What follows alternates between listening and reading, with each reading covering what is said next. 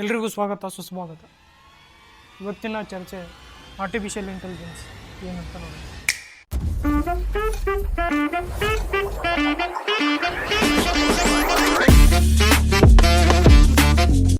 2022 November 30 open AI ಅಂತಕ್ಕಂತಹ ಒಂದು company chat ಜಿಪಿಟಿಯನ್ನು release ಮಾಡಿತು.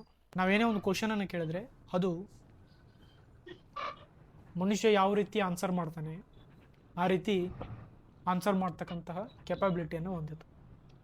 ಅದು ಸೈನ್ಸ್ ಆಗಲಿ, ಮ್ಯಾಥಮೆಟಿಕ್ಸ್ ಆಗಲಿ, ಫಿಲಾಸಫಿ ಆಗಲಿ, ಹಿಸ್ಟ್ರಿ ಆಗಲಿ, ಈ ಕೋಡಿಂಗ್ ಮಾಡ್ತಕ್ಕಂಥದ್ದಾಗಲಿ,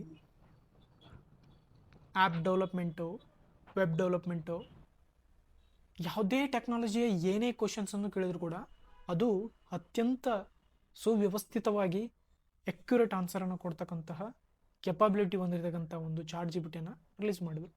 ನೀವು ಆಲ್ರೆಡಿ ಕೇಳಿರ್ಬೋದು, ಏನಪ್ಪ ಅಂತಂದರೆ ಎ ಐ ಬಂದ ಮೇಲೆ ಅನೇಕ ಮಂದಿಗಳ ಜಾಬ್ ಹೋಗ್ತೈತಿ ಅಂತಕ್ಕಂಥದ್ದು ನಿಜ. ಯಾಕಂತಂದರೆ ಎ ಐ ಬಂದಾಗ ಏನಪ್ಪ ಅಂತಂದರೆ ಅದು ಮನುಷ್ಯ ತಾನು ಥಿಂಕ್ ಮಾಡಿ ಏನು ವರ್ಕ್ ಮಾಡ್ತಿದ್ದ ಅದೇ ಲೆವೆಲ್ನ ವರ್ಕನ್ನು ಅದು ಮಾಡತೈತಿ. ಉದಾಹರಣೆಗೆ ಅಂತಂದರೆ ಒಂದಿದೆ, ಈ ಕೋಡ್ ಮಾಡಲಿಕ್ಕೆ ಎ ಐ ಏಜೆಂಟನ್ನು ಬಿಡುಗಡೆ ಮಾಡಿದ್ದಾರೆ.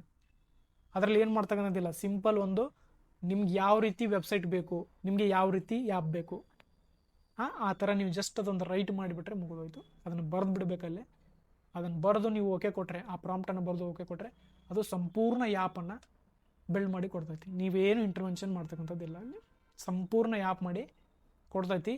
ಆರ್ಟಿಸ್ಟ್ಗಳ ಕೆಲಸ, ಈ ಒಂದು ಕೋಡರ್ಸ್ಗಳ ಕೆಲಸ, ಆಮೇಲೆ ಗ್ರಾಫಿಕ್ ಡಿಸೈನ್ಗಳ ಕೆಲಸ, ಈ ಥರ ಇನ್ನೂ ಅನೇಕ ಕೆಲಸಗಳು ಬರ್ತವೆ. ಈ ಕಾಪಿರೈಟರ್ಸ್ಗಳ ಕೆಲಸ, ಎಲ್ಲ ಕೆಲಸಗಳನ್ನು ಎ ಐ ಆಟೋಮೆಟಿಕ್ಕಾಗಿ ತಾನು ತೊಗೊಂಡ್ಬಿಡ್ತು.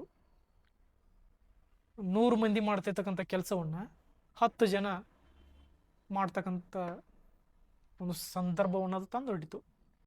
ಇದರಲ್ಲಿ ಅನೇಕ ಅಪಾರ್ಚುನಿಟಿಗಳಿದ್ದಾವೆ. ಎ ಐಯಿಂದ ಏನೇನು ಮಾಡ್ಬೋದು? ಒಂದು ಎ ಐ ಏಜೆನ್ಸಿಯನ್ನು ಬಿಲ್ಡ್ ಮಾಡಿ ಸುತ್ತಮುತ್ತಲಿರ್ತಕ್ಕಂಥ ಸಣ್ಣ ಪುಟ್ಟ ಬಿಸ್ನೆಸ್ಗಳಿಗೆ ಎ ಐಯಿಂದ ಆಗ್ಬೋದಾಗಿರ್ತಕ್ಕಂತಹ ಒಂದು ಸೊಲ್ಯೂಷನ್ಸ್ಗಳನ್ನು ಪ್ರೊವೈಡ್ ಮಾಡ್ತಕ್ಕಂಥದ್ದು, ಮಾರ್ಕೆಟಿಂಗ್ ಮಾಡ್ತಕ್ಕಂಥದ್ದು. ಡಿಜಿಟಲ್ ಮಾರ್ಕೆಟಿಂಗಲ್ಲಿ ಅವ್ರಿಗೊಂದು ಏನೋ ಒಂದು ಗ್ರಾಫಿಕ್ ಡಿಸೈನ್ ಮಾಡಿ ಒಂದು ಇಮೇಜನ್ನು ಕ್ರಿಯೇಟ್ ಮಾಡಲಿಕ್ಕೆ ಅವರು ಎಷ್ಟೆಷ್ಟೋ ದುಡ್ಡು ಕೊಟ್ಬಿಟ್ಟು ಎಲ್ಲೆಲ್ಲೋ ಕಷ್ಟಪಟ್ಟು ದುಡ್ಡನ್ನು ಖರ್ಚು ಮಾಡ್ತಾಯಿದ್ರು. ಇವಾಗ ಆ ಖರ್ಚನ್ನು ಬಹಳಷ್ಟು ಕಡಿಮೆ ಮಾಡಿ ನೀವು ಎ ಐದಲ್ಲಿ ಕೆಲವೇ ಸೆಕೆಂಡ್ಸ್ಗಳಲ್ಲಿ ಮಾಡಿ ಅವರಿಗೆ ಪ್ರೊವೈಡ್ ಮಾಡಿ ಅದರಿಂದ ದುಡ್ಡು ಪಡಿಬೋದು. ಅವರಿಗೆ ಒಂದು ಮಾರ್ಕೆಟಿಂಗ್ ಮಾಡಲಿಕ್ಕೋಸ್ಕರ ಒಂದು ರೀಲನ್ನು ಎ ಐಯಿಂದ ಯುಟಿಲೈಸ್ ಮಾಡಿ ನೀವು ಸರಳವಾಗಿ ಬಿಲ್ಡ್ ಮಾಡಿ ಅವರಿಗೆ ಪ್ರೊವೈಡ್ ಮಾಡ್ಬೋದು. ಈ ಥರ ಅನೇಕ ಸರ್ವಿಸ್ಗಳು ಬರ್ತವೆ. ಮಾರ್ಕೆಟಿಂಗ್ ಆಗಲಿ, ಇನ್ನು ಅವ್ರಿಗೆ ಪ್ರೊಡಕ್ಷನ್ ಹಂತದಲ್ಲಿ ಏನಾದರೂ ಅವರಿಗೆ ಇನ್ಫಾರ್ಮೇಷನ್ ಬೇಕಾಗಿದ್ದರೆ ಆ ಥರ ಒಂದು ಚಾಟ್ ಬಾಟ್ಗಳನ್ನು ಕೊಟ್ಟು, ಆಮೇಲೆ ಎ ಐನ ಜನರಿಗೆ ಟೀಚ್ ಮಾಡ್ತಕ್ಕಂಥದ್ದು, ಕಲಿಬೇಕು ಎ ಐನ ಸ್ವಂತ ಕಲಿತು ಜನರಿಗೆ ಟೀಚ್ ಮಾಡ್ತಕ್ಕಂಥದ್ದು, ಈ ಥರ ಆ ಒಂದು ಎಜುಕೇಷನ್ ಕೊಡ್ತಾ ಅಲ್ಲಿ ದುಡ್ಡು ಮಾಡ್ತಕ್ಕಂಥದ್ದು. ಇನ್ನು ಸ್ವತಃ ಕಾಂಟೆಂಟ್ ಕ್ರಿಯೇಷನನ್ನು ಮಾಡ್ತಕ್ಕಂಥದ್ದು, ಅಂದರೆ ಎ ಐನ ಯುಟಿಲೈಸ್ ಮಾಡಿ ಕಾಂಟೆಂಟ್ ಕ್ರಿಯೇಷನನ್ನು ಮಾಡಿ ಅನೇಕ ಸೋಷಿಯಲ್ ಮೀಡಿಯಾ ಅಪ್ಲಿಕೇಶನ್ಸ್ಗಳಲ್ಲಿ ಈ ಒಂದು ಕಾಂಟೆಂಟನ್ನು ಶೇರ್ ಮಾಡ್ತಾ ಹೋದರೆ ಇದರಿಂದ ಡಿಸ್ಟ್ರಿಬ್ಯೂಷನ್ ಕ್ರಿಯೇಟ್ ಆಗ್ತೈತಿ. ಸೊ ಡಿಸ್ಟ್ರಿಬ್ಯೂಷನ್ ಕ್ರಿಯೇಟ್ ಆದಾಗ ನೀವು ಯಾವುದೇ ಒಂದು ಪ್ರಾಡಕ್ಟನ್ನು ಸರಳವಾಗಿ ಸೆಲ್ ಮಾಡ್ಬೋದು.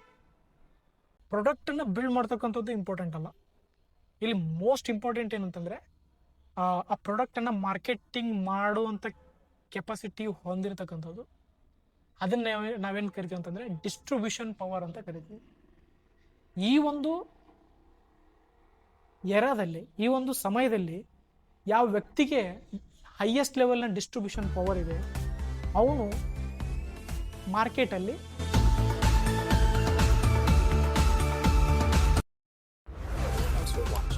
Don't forget to subscribe for more AI insights.